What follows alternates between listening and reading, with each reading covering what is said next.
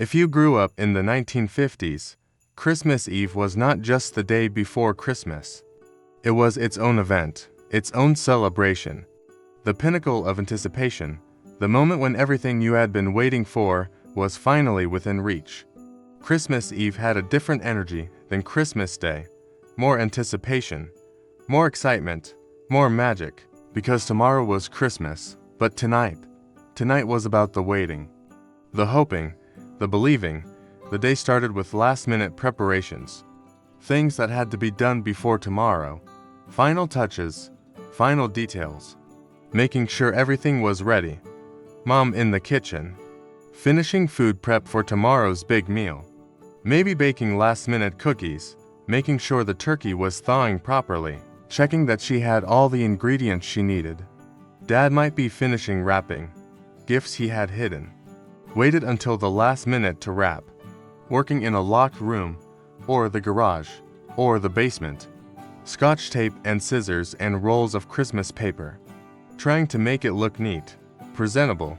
Not his best skill, but he tried. The tree had been up for weeks, but on Christmas Eve, you looked at it differently, knowing that tomorrow morning, presents would be underneath, knowing that the magic was about to happen.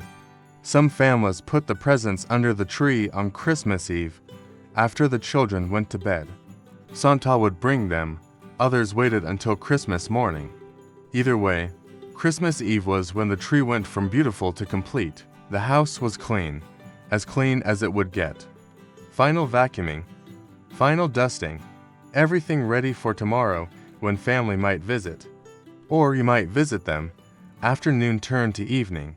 Dinner was usually simple, something light, because tomorrow would be a feast. Soup maybe, sandwiches, leftovers, nothing elaborate. Something quick so you could get to the evening's activities. Some families had Christmas Eve traditions specific to their heritage. Italian families might have the Feast of the Seven Fishes, a big meal on Christmas Eve, multiple seafood dishes, a tradition from the old country carried forward.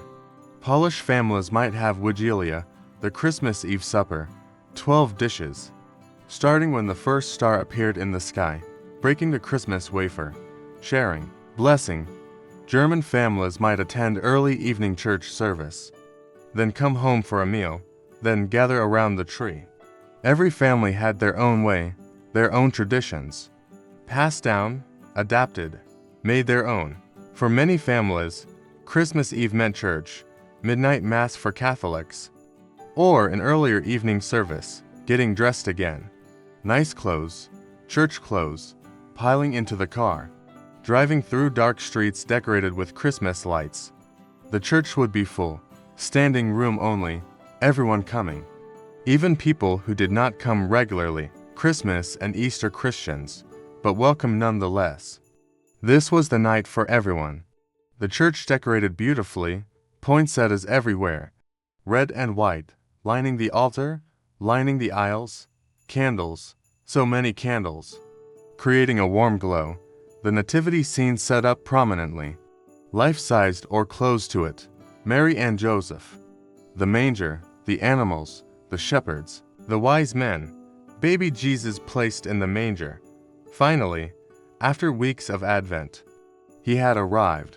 The service would be longer than usual, more elaborate, more formal, special music, the choir in full voice, Handel's Messiah excerpts, traditional carols, O Holy Night sung by a soloist, powerful, moving, the sermon about the birth of Jesus, about hope, about light coming into darkness, about God becoming human, about love made manifest, communion, the congregation moving forward, row by row, receiving, reflecting, candles distributed, small white candles, everyone holding one, the lights dimmed, the pastor's candle lit from the altar candle, then passed, person to person, row to row, light spreading, until the whole church glowed, hundreds of small flames, flickering, beautiful, singing Silent Night together, voices unified, candlelight reflecting off faces, off windows, a moment of peace, of unity, of something beyond words. Then the service would end, the blessing given. The candles carefully extinguished. The slow exodus, everyone filing out, shaking the pastor's hand. Merry Christmas. Bless you. See you tomorrow. Some churches held Christmas Day services too. The drive home, late, usually past bedtime, especially for children. But they were wired, excited, too much anticipation to be tired. The neighborhood would be quiet, most houses dark, but some with Christmas lights still on, glowing, welcoming. Home, finally, but the evening was not over yet. For children, the most important task remained. Leaving cookies and milk for Santa. This was essential, required, part of the deal. Usually sugar cookies, homemade or store-bought, placed on a plate. 2 or 3 cookies, a glass of milk. Whole milk, cold, set out on a table, or the mantel, or near the tree. Some families left carrots for the reindeer, placed on the front step, or on the lawn. For Rudolph and Dasher and the rest. They needed sustenance too after flying all over the world. Then the stockings had to be hung, if they were not already.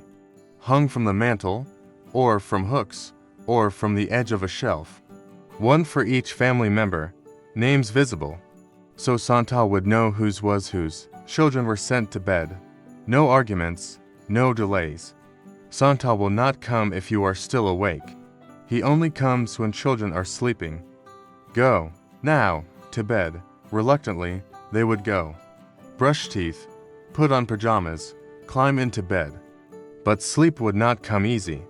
Too much excitement, too much anticipation.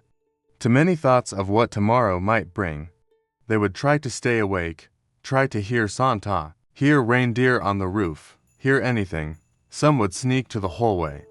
Try to peek, see if anything was happening. Parents would catch them, firmly send them back. Santa will skip our house if you do not go to sleep right now. Eventually, finally, they would drift off. Exhausted by excitement, by the day, by everything, and then the parents would go to work, quietly, carefully, becoming Santa. Presents brought out from hiding places, arranged under the tree. Strategically placed, the big gifts in back. Smaller gifts in front, making it look abundant, magical. Stockings filled. Small gifts, candy, fruit, an orange, an apple, walnuts, a candy cane, maybe a small toy, a yo-yo, jacks, a deck of cards, practical things and fun things mixed together. Each stocking full, heavy, lumpy, exciting. The cookies and milk, a bite taken from a cookie, or a whole cookie eaten. The milk drunk, most of it anyway. Maybe some crumbs left on the plate, evidence, proof. Santa was here. Some parents went further. Sooty footprints from the fireplace, or snowy boot prints, creating the illusion, making it real. Then they would step back, look at what they had created. The tree surrounded by presents, the stockings full, the evidence of Santa's visit, satisfaction, pride, love. They had done it, made Christmas magic. Finally, they would go to bed, exhausted, knowing they would be woken early, very early, but content, ready. Christmas Eve was complete. The house would settle into silence, into waiting. The tree lights might be left on, glowing softly, illuminating the presents, the stockings, the magic.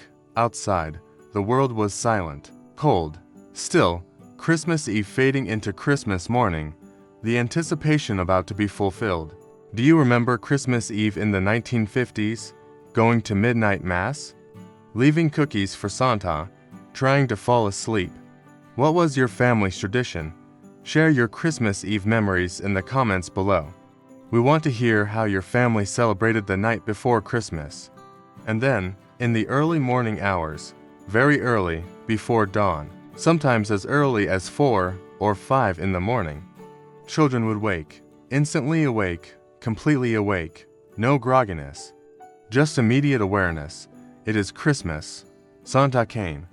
They would slip out of bed, tiptoe to doorways, to hallways, trying to see, trying to confirm. Without waking parents yet, just checking, just peeking. And there it would be, the proof, the presents, the magic. It happened. Santa came. Unable to contain themselves anymore, they would run to their parents' room, burst in, wake up, wake up. Santa came, it is Christmas. Parents gradually opening eyes, glancing at the clock. Much too early, but expected, smiling despite exhaustion. Okay. Let us go see. And the day would begin. The culmination of all that Christmas Eve anticipation, the magic revealed, the joy unleashed. Christmas Eve was the waiting. Christmas morning was the reward. But Christmas Eve had its own special quality, its own magic. The last moments, before the dream became reality, the cookies left for Santa, the struggle to fall asleep, the parents quietly creating magic, the house holding its breath, waiting, ready, all of it together creating a night that felt sacred, special, apart from every other night of the year. Christmas Eve in the 1950s was not just a prelude. It was an essential part of Christmas itself. The anticipation that made the fulfillment sweeter. Today, Christmas Eve still exists, still carries some magic, but perhaps not quite the same. With so much stimulation, so much distraction, so much instant gratification, the waiting is harder, the anticipation more difficult to sustain. In the 1950s, you waited. You had to wait, and that waiting was part of the joy, part of the tradition, part of what made Christmas morning so incredible. The belief in Santa was stronger, lasted longer. Children believed because everyone told them the same story, because there was no internet to spoil it, because magic felt possible in a way it does not always feel today.